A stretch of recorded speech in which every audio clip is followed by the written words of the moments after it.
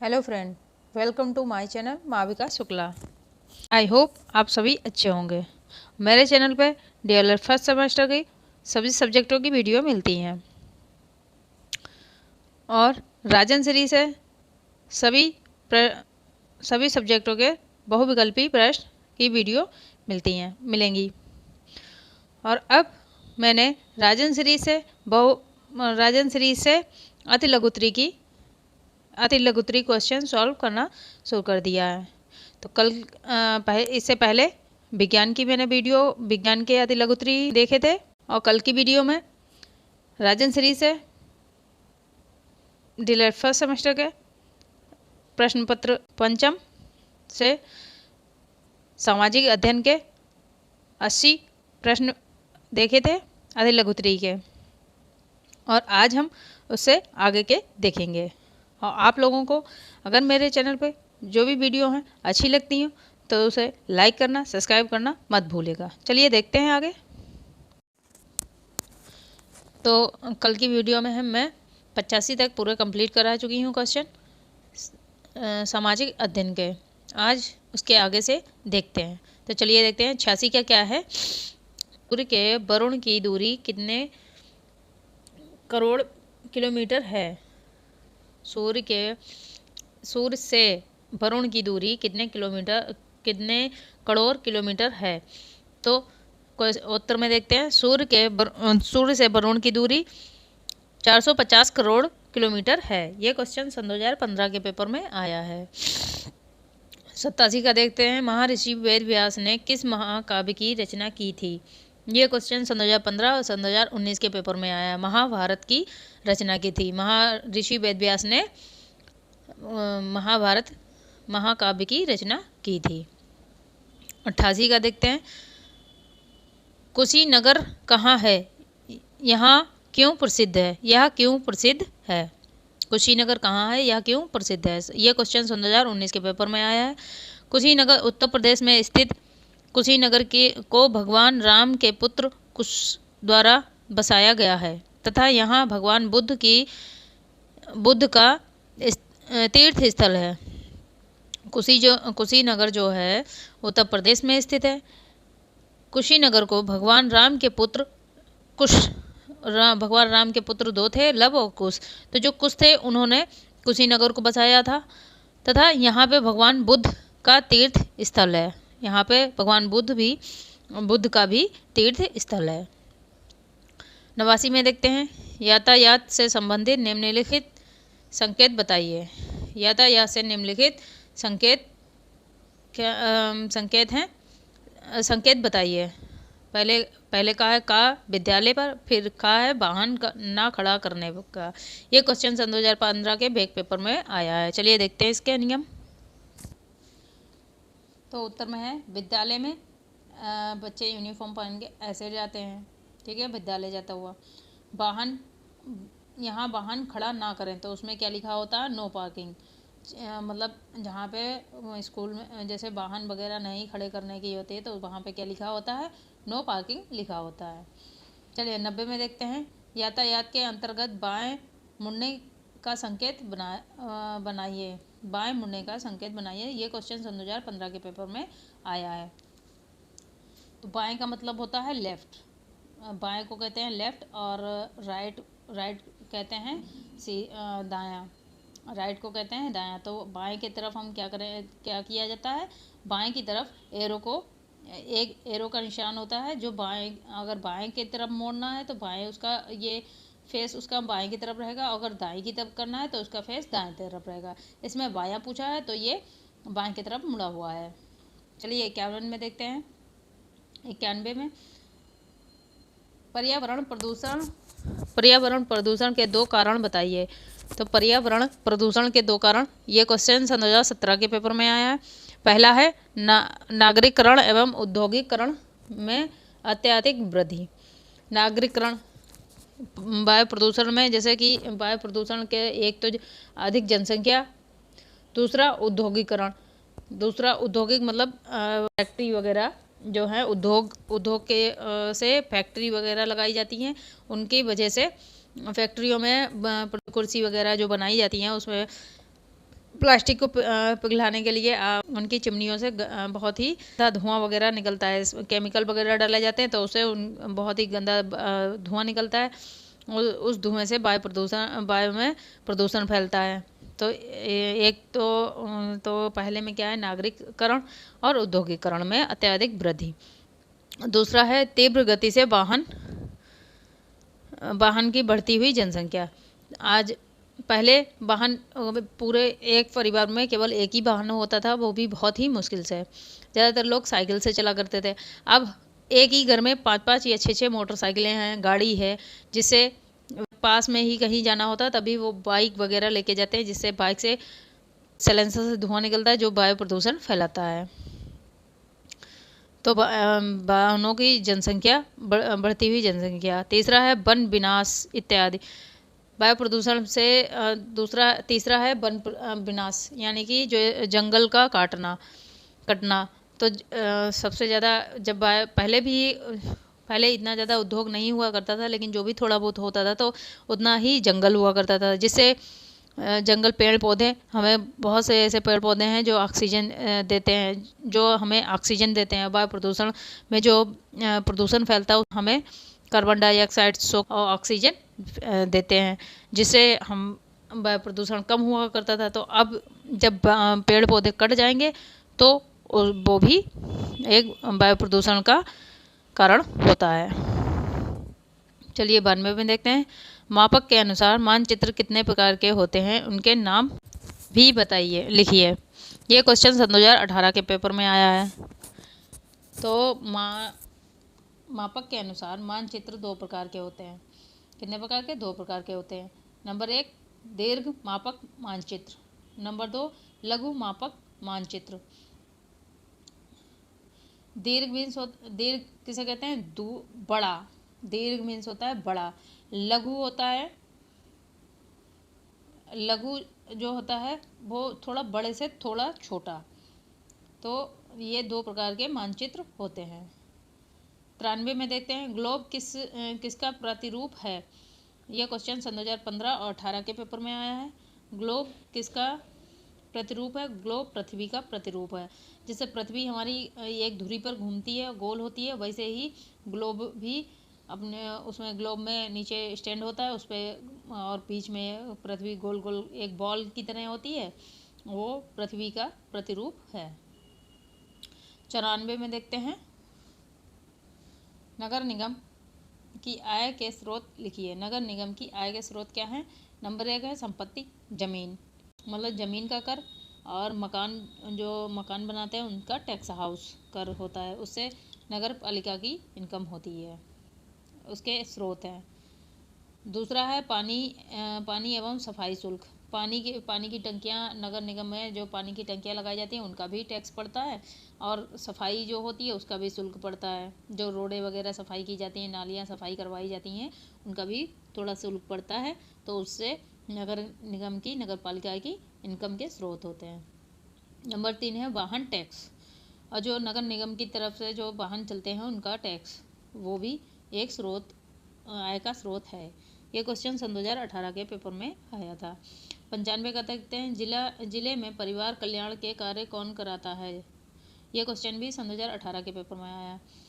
तो जिला में परिवार कल्याण के कार्य मुख्य चिकित्सा अधिकारी कराते हैं। कौन कराता है? मुख्य चिकित्सक अधिकारी। 96 का देखते हैं फरवरी कितने वर्ष बाद 29 दिन की होती है। ये क्वेश्चन भी सन 2018 के पेपर में आया है। तो ये फरवरी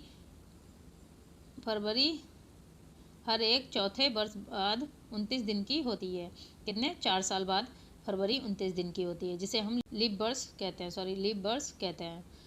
तो ये कितने वर्ष बाद आता है? 4 वर्ष बाद। 97 का देखते हैं बोध गया क्या है। उत्तर में देखते हैं बोध गया वह स्थान है जहाँ पर गौतम बुद्ध को ज्ञान प्राप्त हुआ था। बोध गया क्या है? बोध गया वह स्थान है जहाँ पर गौतम बुद्ध को ज्ञान प्राप्त हुआ था। यह क्वेश्चन भी सन 2018 के पेपर में आया है। चलिए आगे देखते हैं। 98 का देखते हैं पहिए का आविष्कार कब हुआ। तो पहिए का आविष्कार नवपाषाण काल में हुआ। कब हुआ? नवपाषाण काल में हुआ। 99 का देखते हैं, हर्ष चरित्र की रचना किसने की? ये क्वेश्चन सन 2022 के पेपर में आया है। बाण भट्ट ने की। किसने की? हर्ष चरित्र की रचना बाण भट्ट ने की। 100 का है, चीन की महान दीवार का निर्माता कौन था? चीन की महान दीवार का निर्माता कौन था? यह क्वेश्चन सन 2022 के पेपर में आया है। चीन के सर्वप्रथम शासक किन सी हुआंग द्वारा इसका निर्माण प्रारंभ कराया गया था। किसके द्वारा? किन सी हुआंग द्वारा इसका निर्माण प्रारंभ कराया गया। 101 का देखते हैं, ग्राम पंचायत के 2 कार्य बताइए। पहला है जल संसाधनों, सड़कों, जल निकासी, स्कूल भवन का रखरखाव और निर्माण। ये सब कार्य ग्राम पंचायत के द्वारा किए जाते हैं। दूसरा है स्थानीय कर का संग्रह, ये भी ग्राम पंचायत के द्वारा किया जाता है। 102 का देखते हैं, सड़क यातायात संबंधी 2 प्रमुख नियम बताइए। ये क्वेश्चन सन 2022 के पेपर में आया है। तो इसका है, पहला है गति सीमा में चलना, दूसरा है यातायात सिग्नल को फॉलो करना, जो ट्रैफिक सिग्नल होते हैं उनको फॉलो करना। 103 का देखते हैं, अक्षांश रेखा किसे कहते हैं? अक्षांश रेखा किसे कहते हैं? ये क्वेश्चन भी सन 2022 के पेपर में आया है। तो क्या है उत्तर? भूमध्य रेखा के उत्तर या दक्षिण धरातल पर दी गई किसी बिंदु से तथा पृथ्वी के केंद्र के बीच कोण के माप दूरी को अक्षांश रेखा कहते हैं तथा अक्षांशों को मिलाने वाली रेखा को अक्षांश रेखा कहते हैं। अक्षांशों को मिलाने वाली जो रेखा होती है उसे अक्षांश रेखा कहते हैं। कैसे? जो भूमध्य रेखा के उत्तर या दक्षिण धरातल पर दिए गए बिंदु या पृथ्वी के केंद्र के बीच कोणीय के माप की दूरी को अक्षांश कहते हैं तथा जो अक्षांश रेखाओं को मिलाते हैं वही अक्षांश रेखा कहलाती है। 104 में है, इतिहास की कोई एक उपयुक्त परिभाषा लिखिए। यह क्वेश्चन भी सन 2022 के पेपर में आया है। प्राचीन काल में घटित घटनाओं का वर्णन ही इतिहास कहलाता है। इतिहास क्या है? इतिहास जो प्राचीन काल में जो भी घटनाएं घटी गई हैं उन घटनाओं का जो वर्णन मिलता है या जैसे जो भी युद्ध वगैरह किए हैं मोहम्मद गजनबी ने, या जो भी युद्ध वगैरह इन लोगों ने, बाहरी लोगों ने आकर हमारे भारत पे जो भी युद्ध किए उनके विषय में जो भी हमें वर्णन मिलता है उसी को इतिहास कहते हैं। 105 में देखते हैं, जीवाश्म किसे कहते हैं? यह क्वेश्चन भी सन 2022 के पेपर में आया है। पृथ्वी पर किसी समय जीवित रहने वाले अति प्राचीन जीवों के परिरक्षित अवशेषों, परिरक्षित में जो उनके मतलब पैरों के जीवों के जो अति प्राचीन जीव जंतु थे उनके परिरक्षित, मतलब जैसे उनके पैरों के निशान या कुछ भी ऐसे कुछ अवशेष या उनके चट्टानों पे छोड़ी हुई गई छपाई को, जो मतलब उनके पैरों के निशान या कुछ भी ऐसा उनकी हड्डियां या जो भी मिलते हैं जो पृथ्वी की सतह या चट्टानों की परतों में सुरक्षित पाए जाते हैं उन्हें ही जीवाश्म कहते हैं। उन्हें ही क्या कहते हैं? जीवाश्म कहते हैं। 106 का देखते हैं, पाषाण काल को कितने भागों में बांटा गया है? ये क्वेश्चन भी सन 2022 के पेपर में आया है। 106 का देखते हैं, पाषाण काल को कितने भागों में बांटा गया है? पाषाण काल को कुल 3 भागों में बांटा गया है। पहला है पुरापाषाण काल, दूसरा है मध्य पाषाण काल, तीसरा है नवपाषाण काल। ये क्वेश्चन सन 2022 के पेपर में आया है। 107 का देखते हैं, गीजा का पिरामिड किसने और कब बनवाया था? ये क्वेश्चन भी सन 2022 के पेपर में आया है। तो गीजा का पिरामिड 2560 ईस्वी पूर्व में खुफू वंश के चौथे शासक द्वारा बनवाया गया है। किसने? खुफू वंशज के चौथे शासक ने बनवाया था। कब बनवाया था? 2560 ईस्वी पूर्व। यह क्वेश्चन भी सन 2022 के पेपर में आया है। 108 का देखते हैं, अफ्रीका महाद्वीप की सर्वोच्च चोटी कौन सी है? यह क्वेश्चन भी सन 2022 के पेपर में आया है। Mount Kilimanjaro. 109 का देखते हैं, विक्रम साराभाई अंतरिक्ष केंद्र कहाँ स्थित है? ये क्वेश्चन सन 2022 के पेपर में आया है। इसका उत्तर क्या है? इसका उत्तर है तिरुवनंतपुरम, केरल में। कहाँ स्थित है? तिरुवनंतपुरम, केरल में। यह क्वेश्चन भी सन 2022 के पेपर में आया है। हम ये राजन सीरीज से आपके अति लघुत्तरी सामाजिक अध्ययन के अति लघुत्तरी क्वेश्चन करवा रहे हैं। कुछ बच्चे ऐसे हैं जिनके पास सीरीज नहीं है और वे अपनी तैयारी नहीं सही से कर पाते हैं, इसलिए मैं ये सारे क्वेश्चन राजन सीरीज से आप लोगों के लिए करवा रही हूँ। बहुविकल्पी अति लघुत्तरी, बहुविकल्पी की मैं करवा चुकी हूँ, अब अति लघुत्तरी के करवा रही हूँ। तो आप लोगों को अगर ये वीडियो अच्छी लगे तो लाइक करें, सब्सक्राइब करें और शेयर करें। अपने कॉलेज ग्रुप में अपने फ्रेंडों को सभी को शेयर करें ताकि उनकी भी हेल्प हो सके। और आप लोग लाइक करके कमेंट करके हमें ज़रूर बताइएगा कि आप लोगों को वीडियो कैसी लगी। चलिए आगे देखते हैं। 124 का देखते हैं, मम्मी क्या है? ये क्वेश्चन भी सन 2022 के पेपर में आया है। उत्तर है शवों के रखरखाव की कला को मम्मी कहा जाता है। क्या है? शवों के रखरखाव की कला को मम्मी कहा जाता है। 125 में देखते हैं, किन्हीं दो नदी घाटी की सभ्यताओं के नाम लिखिए। नाम बताइए या लिखिए, एक ही बात है। पहला है सिंधु घाटी सभ्यता, दूसरा है मेसोपोटामिया की सभ्यता। पहला क्या है? सिंधु घाटी की सभ्यता, दूसरा है मेसोपोटामिया की सभ्यता। 126 का देखते हैं, हड़प्पा की खुदाई के जनक हैं। हड़प्पा की खुदाई के जनक हैं, तो उत्तर है हड़प्पा की खुदाई के जनक हैं दयाराम साहनी। कौन है? दयाराम साहनी। 127 का देखते हैं, मेसोपोटामिया का अर्थ बताइए। तो मेसोपोटामिया, उत्तर है मेसोपोटामिया दो शब्दों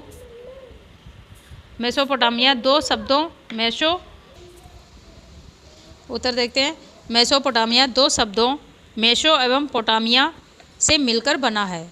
मेसो का अर्थ बीच तथा पोटामिया का अर्थ नदी है, अर्थात दो नदियों के बीच के क्षेत्र को मेसोपोटामिया कहा जाता है। जैसे दो नदियां हैं, उनके बीच का जो क्षेत्र होता है उसे मेसोपोटामिया कहते हैं। 128 का देखते हैं, मेसोपोटामिया की सभ्यता का विकास किन नदियों की घाटियों में हुआ?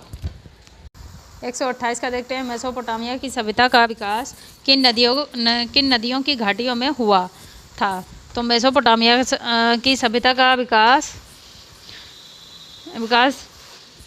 दर्जला एवं फरात नदियों की घाटी में हुआ था। चलिए दूसरा 129 का देखते हैं, कुम्हार के चाक का प्रयोग किस सभ्यता ने सबसे पहले किया था? कुम्हार के चाक का प्रयोग किस सभ्यता ने सबसे पहले किया था? उत्तर देखते हैं, कुम्हार के चाक का प्रयोग मेसोपोटामिया की सभ्यता ने सर्वप्रथम किया था। 130 का देखते हैं, सांझ का तारा, भोर का तारा, सबसे चमकीला तारा, पृथ्वी का भाग्नि ग्रह पृथ्वी का सबसे निकटतम ग्रह कौन सा है? तो कौन सा है? सबसे चमकीला, सांझ का तारा, भोर का तारा और पृथ्वी का भाग्नि तथा पृथ्वी का सबसे निकटतम ग्रह शुक्र ग्रह है। कौन सा है? शुक्र ग्रह है। 131 का देखते हैं, पृथ्वी का उपग्रह कौन सा है? तो पृथ्वी का उपग्रह चंद्रमा है। कौन है? चंद्रमा है। यह क्वेश्चन सन 2019 के पेपर में आया है। 132 का है, उल्कापिंड क्या है? उल्काएं प्रकाश की चमकीली धारी के रूप में दिखाई देती हैं जो आकाश में क्षण भर के लिए चमकती और लुप्त हो जाती हैं। उन्हें उल्काएं क्षुद्र ग्रहों के टुकड़े एवं धूम्रकेतुओं द्वारा पीछे छोड़े गए धूल के कारण होते हैं। उन्हें ही उल्कापिंड कहते हैं। 133 का देखते हैं, अर्थशास्त्र के जनक कौन है? अर्थशास्त्र के जनक एडम स्मिथ हैं। 134 का देखते हैं, विश्व के सबसे छोटे तथा सबसे बड़े महाद्वीप का नाम बताइए। विश्व के सबसे छोटे महाद्वीप एशिया तथा सबसे बड़ा महाद्वीप ऑस्ट्रेलिया है। 135 का मिस्र सभ्यता के दो देवताओं के नाम बताइए। तो पहला है होरस, दूसरा है सरीश। 136 का देखते हैं, मेसोपोटामिया सभ्यता के दो देवताओं के नाम बताइए। मेसोपोटामिया सभ्यता के दो देवता हैं, पहला है समास सूर्य, दूसरा है ईश्वर तो रक्षक देवी। 137 में देखते हैं, दो विदेशी यात्रियों के नाम लिखिए। ये क्वेश्चन सन 2016 के पेपर में आया है। पहला है मैगथनीज, कौन थे?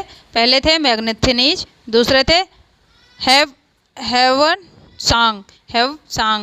सांग थे। 138 का देखते हैं,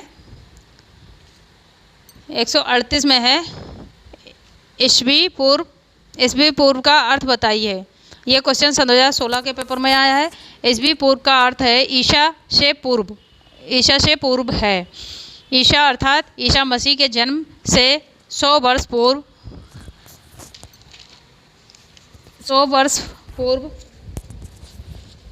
पूर्व यदि कोई घटना घटी हो तो उसे ईसवी पूर्व 100 लिखा जाएगा। 139 का देखते हैं, 139 में है इतिहास का पिता किस यूनानी विद्वान को कहते हैं? इतिहास का पिता किस यूनानी विद्वान को कहते हैं? तो उत्तर है इतिहास का पिता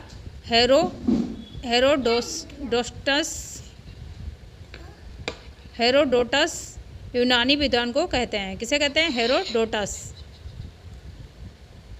140 में देखते हैं, 140 क्वेश्चन है, भारत के संबंध में हेरोडोटस ने कौन सा ग्रंथ लिखा है? तो उत्तर में देखते हैं, भारत के संबंध में हेरोडोटस ने हिस्टोरिका ग्रंथ लिखा है। कौन सा लिखा है? हिस्टोरिका ग्रंथ लिखा है। 141 का देखते हैं, जीवाश्म ग्रह कौन है? जीवाश्म ग्रह कौन है? तो उत्तर है जीवाश्म ग्रह चंद्रमा है। कौन सा है? चंद्रमा है। 142 का देखते हैं, तारे धूम्रकेतु किसे कहते हैं? तो उत्तर है सौर मंडल के छोर पर बहुत ही छोटे छोटे अरबों पिंड विद्यमान हैं, जिन्हें पुच्छल तारा कहा जाता है। पुच्छल तारे की पूंछ सदैव सूर्य से दूर दिखाई देती है।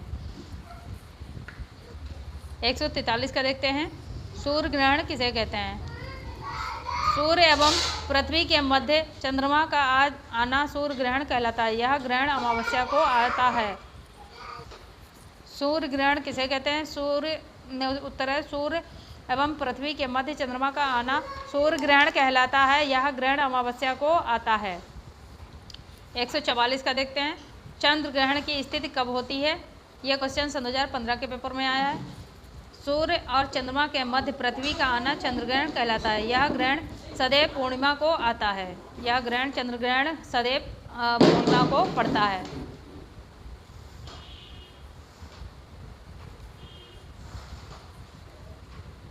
145 का देखते हैं, अंतर्राष्ट्रीय तिथि रेखा किसे कहते हैं? यह क्वेश्चन सन 2016 के पेपर में आया है।